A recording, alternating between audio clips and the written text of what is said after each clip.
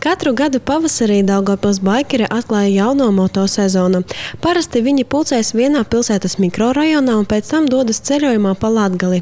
Šogad 3 klubi – Russian Moto Club, Road Knights un Motosimja nolēma mainīt esošās tradīcijas un organizēt reālus svētkus visiem Daugavpils iedzīvotājiem un viesiem. Un tas bija iespējams pateicoties domas finansiālajiem atbalstam. Teikt, ka tā mums ir mazliet palīdzējusi, ir neko nepateikt. Doma mūs atbalstījusi pilnībā, ko tikai varēja izdarīt. Tā nodrošināja mūs ar teritoriju, noteiktu finansējumu. Tā sakot, visi resursi, kurus bija iespējams izmantot, doma palīdzēja mums. No savas puses mēs arī darījām visu iespējamo. Sakopām teritoriju, organizējām talku Blāzmā. Pat 2 reiz, jo, diemžēl, pēc pirmās talkas nedēļu vēlāk bija jārīko vēl viena. Andrejs Golubjovs atzīst, ka viņš negaidīja, ka svētki radīs tik lielu interesi citiem braucējiem. Tikā plānots, ka būs apmēram 200 cilvēku, bet patiesībā bija apmēram 500 pārstāvju no 20 Latvijas klubiem.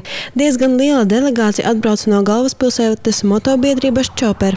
Nedēļu agrāk viņi atklāja sezonu mājās un tagad ieradās ciemos pie saviem Daugavpils draugiem un bija patīkami pārsteigti. Svētki izdevās. Mūs ar Daugavpili saista draudzība un tradīcijas. Mūsu viceprezidents nāk no Daugavpils un mēs uzturam lieliskas attiecības ar Russian Moto Club.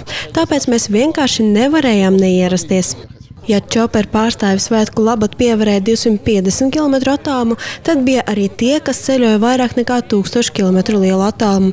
Russian Moto Club pirmo reizi parādījās Vācijas galvaspilsētā. Gadu gaitā tās priekšsēdētājs ir Viktors Frank. Un tieši pazīšanās ar viņu ir devusi iespēju izveidot mūsu braucējiem kluba filiāli. Saskaņā ar Vācijas viesa teikto, viņš labprāt atbalstīja ideju organizēt motosvētkus Daugavpilī un bez vilcināšanās deva savu priekrišanu atbraukt uz šejieni. Mēs ieradāmies pie saviem draugiem, lai atbalstītu viņus, lai atklātu sezonu. Mana sieva mīl braukt labi, un šeit mums ir daudz draugu, ar kuriem mēs vēlējāmies tikties. Viņi bieži atbrauc pie mums uz mūsu pasākumiem. Tā mēs, baikeri, savācāmies un atbraucām pie jums. Kopā 2 dienās mēs pievarējām 1680 km.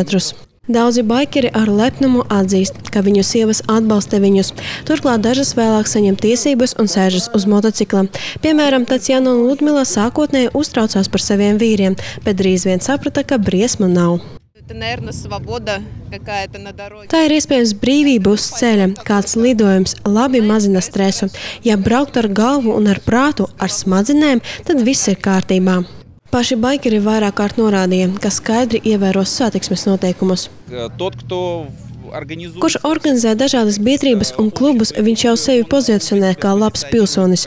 Attiecīgi mēģina ievērot kādu īpašu kodeksu, tātad ievērot noteikumus.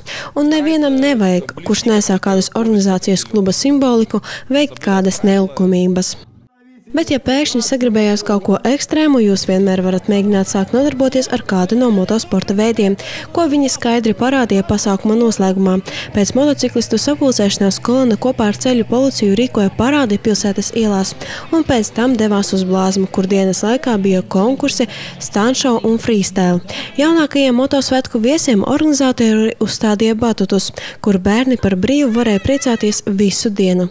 Noslēdzās sezonas atklāšanā ar Lietuvas roka grupas Sepa and Assorti uzstāšanos.